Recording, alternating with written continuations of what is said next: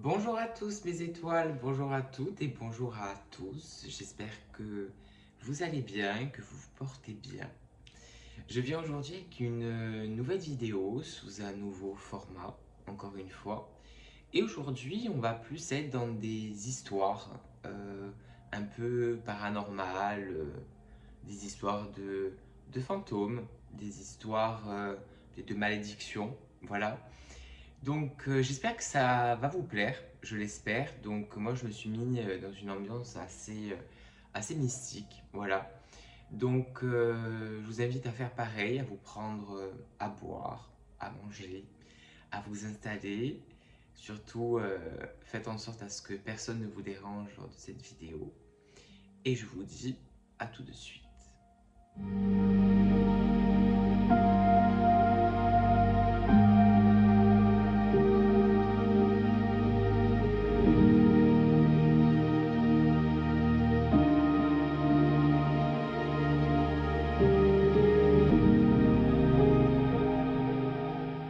Voilà, donc nous sommes partis euh, pour tout de suite et maintenant dans cette nouvelle histoire.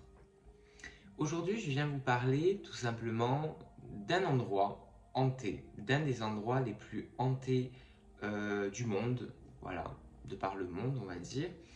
Et on va parler aujourd'hui du sanatorium de Waverly Hills. Donc, c'est un sanatorium qui a été construit dans le Kentucky, aux États-Unis. Et je vais vous le montrer tout de suite en image. C'est un très grand hôpital, donc un hôpital, donc sanatorium. Et cet hôpital était donc sur 5 étages. C'était quand même un très grand bâtiment, moi à mon sens, hein, surtout pour l'époque, parce qu'il a été construit en 1910. Et pour 1910, je trouve que c'était quand même déjà des gros bâtiments. Voilà. Et à mon sens, j'ai l'impression que cet hôpital a quand même, la forme de l'hôpital du sanatorium a quand même une forme assez spéciale, à mon sens. Et je vais vous révéler juste un petit secret. Moi, c'est un endroit qui m'a toujours attiré depuis que je suis tout petit. J'ai toujours été attiré par cet endroit, donc c'est vrai que j'ai regardé beaucoup de vidéos qui tournaient autour de ce lieu, autour de ce qui s'est passé, voilà, réellement. Et il est vrai que moi j'ai toujours dit que j'aimerais vraiment y aller. Voilà, j'aimerais y aller, le visiter, le voir de mes propres yeux et voir en fait sur place ce que je ressens, ce que je vois. Voilà, donc c'est vrai que ce serait quelque chose d'intéressant. Bon, après c'est les États-Unis, donc il faudrait partir là-bas. Mais en tout cas, c'est une idée que j'ai toujours eue et qui, si demain je peux me le permettre, je le ferai avec grand plaisir. Et pourquoi pas une petite vidéo directement sur place, ça serait le top. Donc, on va partir donc dans l'histoire réelle de cet hôpital, donc qui a été construit donc en 1910 dans l'État donc du Kentucky aux États-Unis. Cet hôpital est formé de 5 étages et grosso modo, il a été fermé en 1962. Voilà. Il a été fermé tout simplement. Alors, déjà, il a été construit pour les personnes qui étaient atteintes de tuberculose. Donc, les gens venaient ici pour se faire, pour être soignés ou du moins espérer avoir une certaine guérison. Voilà, avoir une certaine guérison. Et en principe, sur la population le nombre de personnes qui pouvaient venir dans ce sanatorium, il y avait quand même un pourcentage de 5% de survivants, de réussite. Donc en fait, on s'aperçoit déjà d'entrée que c'est pas un endroit où on y allait pour être bien, ou du moins on n'y allait pas pour ressortir vivant, tout simplement. Donc il y avait quand même juste 5% de réussite dans la guérison, en fait, dans le processus de guérison. Il est vrai que les gens qui étaient atteints donc, de la tuberculose, ils étaient pris en charge par les médecins, etc. Mais il y avait des médecins aussi qui pouvaient faire, on va dire, des espèces d'expériences exploratrices, même chirurgicales, où on tentait des expériences, des opérations qui, dans le fond, ne servaient pas forcément à grand-chose, parce que les patients souffraient plus qu'autre chose. Donc il y avait vraiment des choses un peu bizarres qui s'y passaient, et on va dire que les médecins pouvaient y prendre beaucoup de liberté quand même face aux patients. Voilà. Et à mon sens, donc regardez l'image par rapport rien qu'à l'hôpital, on voit quand même qu'il y a une certaine énergie qui est quand même assez lourde, qui est quand même assez pesante autour de cet hôpital. Même si voilà, il y a beaucoup de verdure autour, parce que c'était un hôpital quand même qui était quand même au milieu des champs. Donc à l'époque, on pensait que bah, les cures qu'on donnait aux patients pouvaient leur faire du bien, et on leur disait, on leur faisait croire qu'ils prenaient des cures de bon air. C'est-à-dire qu'on les mettait sur des terrasses au niveau du sanatorium pour que les gens prennent l'air. Et à l'époque, on pensait que l'air frais comme ça pouvait soigner les gens. Voilà. Alors qu'en fait, bon, mais pas forcément, parce qu'ils étaient très affectés par cette maladie qui est la tuberculose. Donc il est vrai que il y avait beaucoup de décès, beaucoup. Donc l'hôpital a décidé tout simplement de construire sous le sous-sol, donc au sous-sol de l'hôpital, on a construit un tunnel qu'on a surnommé le tunnel de la mort. Donc je vais vous montrer des images qui parlent de ce tunnel. Et il est vrai que le tunnel de la mort, il a été construit en fait tout simplement parce qu'il y avait beaucoup de décès chaque jour. Et en fait, pour ne pas que les patients dans leur chambre voient devant eux en fait passer des lits de mort, tout simplement, on a construit ce tunnel pour qu'en fait tous les décès qu'il pouvait y avoir soient transportés directement par ce tunnel, et que ce tunnel en fait traversait tout l'hôpital et arrivait à un point où on y déposait les corps, voilà, et ces corps-là étaient rapatriés dans d'autres endroits, mais on passait obligatoirement dans ce tunnel. Et il est vrai qu'on appelait ce tunnel le tunnel de la mort parce qu'en fait il y avait tellement de morts, et on a construit ce tunnel exprès pour ça, pour pouvoir accompagner tout simplement transporter les personnes qui venaient de mourir, et ne pas ce que ça encombre plus l'hôpital de tous ces décès qui venaient en fait, voilà. Et on parle quand même, on pouvait avoir plus de 100 décès par jour. Donc je trouve que c'est énorme. Voilà, c'est énorme.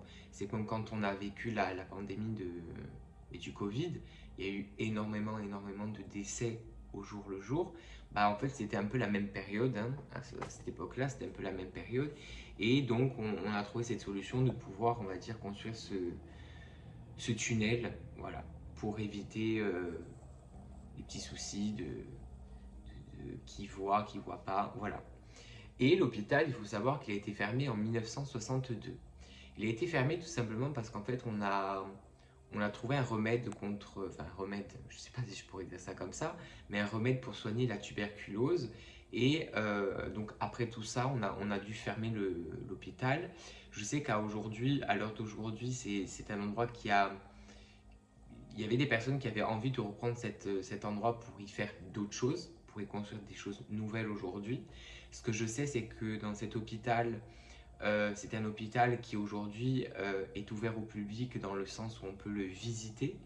Donc, de tous les reportages que j'ai vus, il y a beaucoup de personnes qui vont là-bas pour explorer, pour faire des enquêtes aussi paranormales, parce que en premier lieu, c'était un lieu donc, qui a été un lieu médical, où on a soigné ou essayé de soigner et guérir des gens, mais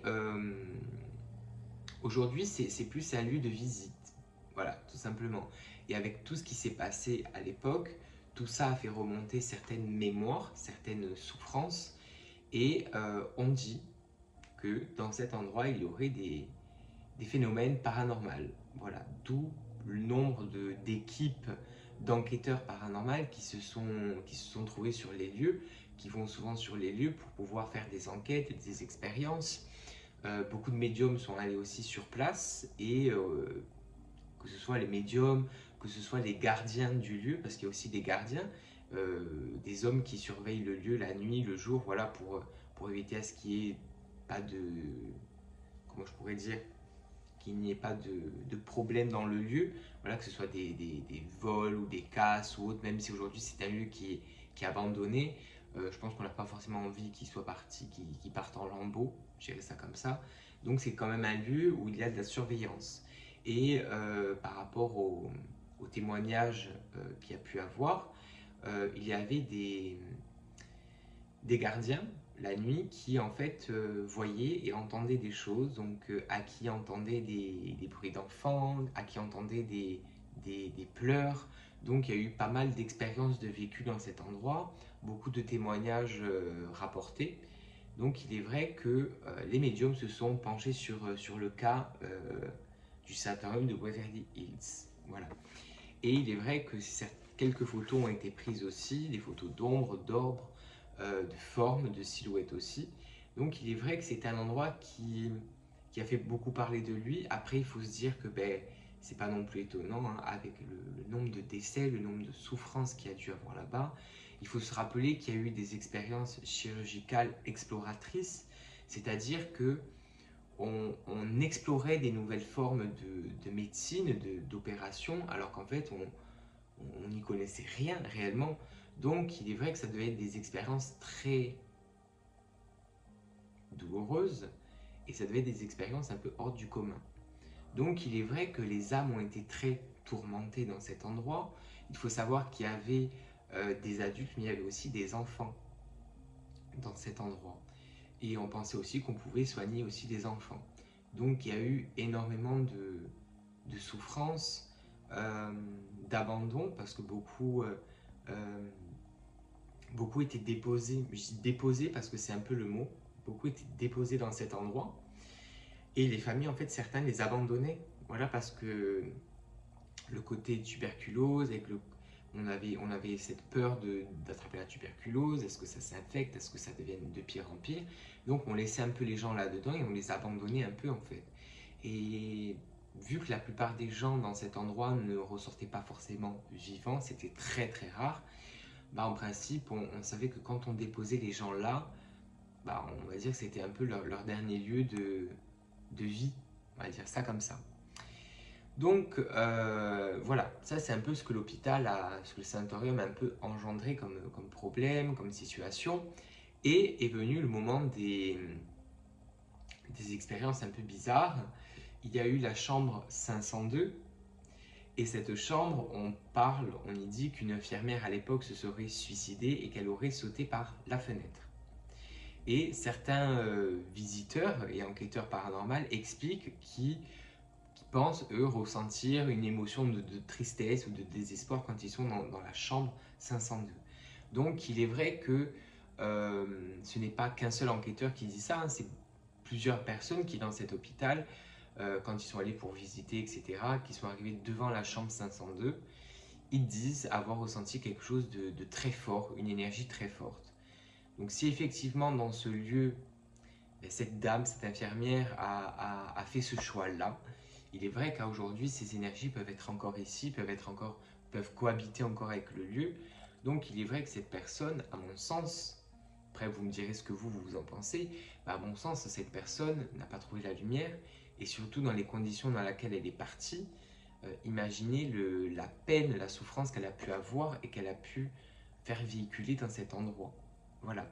Et ça a été déjà des expériences de vécu par rapport à des visiteurs ou des gardiens, tout simplement.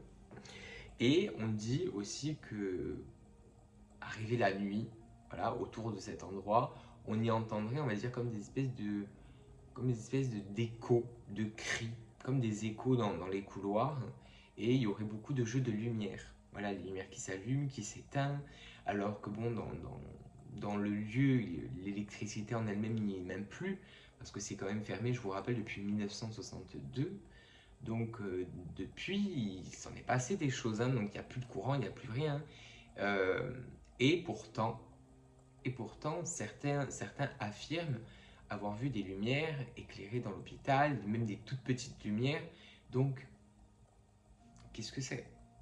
Qu'est-ce que vous en pensez? Est-ce que vous, si vous aurez un endroit comme ça autour de chez vous, est-ce que vous irez? Est-ce que vous irez le visiter? Est-ce que vous chercherez plus à envoyer peut-être plus de la lumière dans cet endroit? Est-ce que vous chercherez plus à faire plus des expériences paranormales, prendre des photos, des vidéos? Dites-moi ce que vous en pensez. Est-ce que réellement vous ferez pour cet endroit en fait? Voilà. Ou si du moins vous avez un endroit comme ça autour de chez vous, qu'est-ce que vous ferez? Est-ce que vous irez? Est-ce que vous vous heurterez à un mur et que vous resterez plus à votre place? Qu'est-ce que vous ferez? Voilà, dites-moi tout ça. Mais voilà, aujourd'hui, le sanatorium, comme je vous l'ai dit, il peut être visité. Voilà, donc on peut le visiter.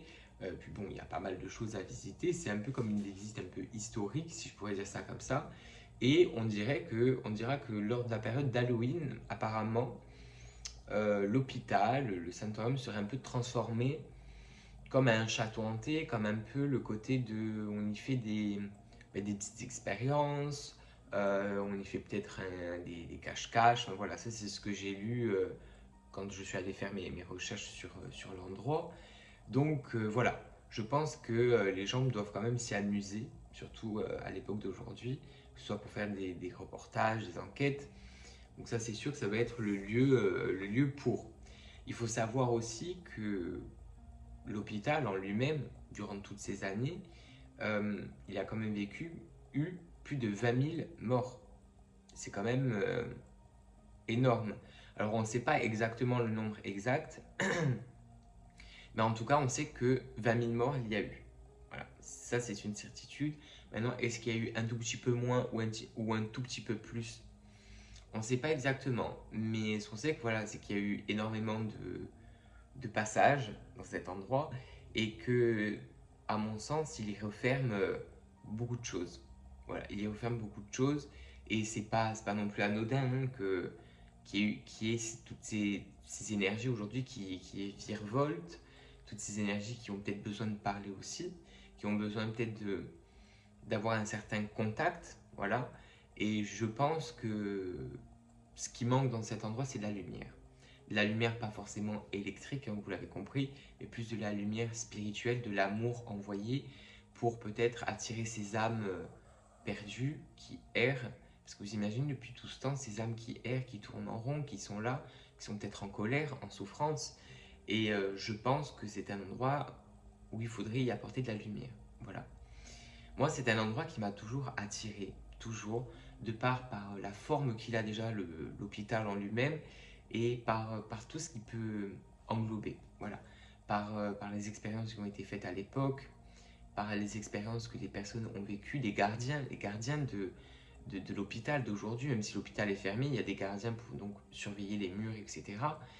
Et moi, je trouve que même eux, ils disaient qu'ils n'arrivaient pas à y rester une nuit entière seuls parce que ils s'y sentaient vraiment mal, ils s'y sentaient observés, poussés, touchés pour certains.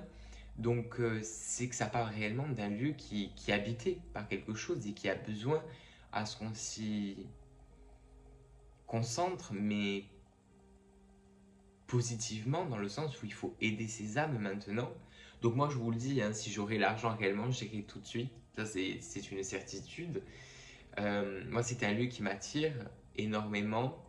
Donc bon, mais si je pourrais, j'irais. Ça, c'est sûr. Parce que rien que d'être dans cet endroit, de sentir les énergies du sol, des murs, peut-être que je verrai des visions d'avant, hein, du coup, à l'époque, de comment ça se passait, que je verrai le système de comment ça fonctionnait à l'époque. En tout cas, bon, je ne sais pas trop, mais c'est un endroit qui, moi, m'a toujours attiré. Peut-être de par son nombre, hein, mais en tout cas, c'est un endroit qui, à mon sens, manque de lumière et a besoin de lumière. Voilà. Dites-moi ce que vous en pensez réellement dans le fond. Qu'est-ce que vous pensez de cet endroit? Est-ce que vous irez? Qu'est-ce que vous ferez pour peut-être calmer les forces des défunts, des esprits qu'il peut avoir dans cet endroit?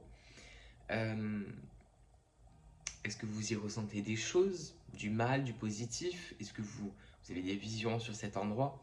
Dites-moi, moi c'est la première fois en tout cas que je vous présente des histoires un peu paranormales. J'aime bien parler des lieux et j'espère que ça vous plaira aussi. Voilà, du coup. Donc dites-moi ce que vous en pensez.